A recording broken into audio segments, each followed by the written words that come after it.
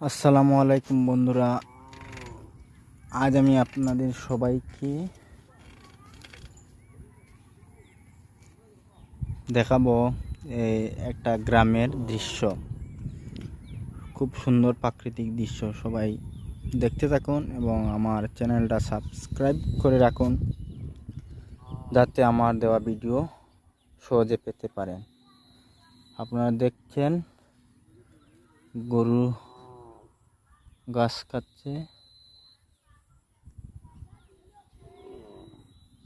এবং পাহাড়ও রয়েছে অনেক দূরে। এখানে বাড়ি রয়েছে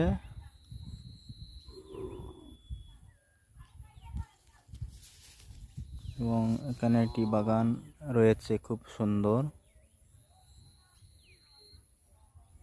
এখানে ক্ষেতের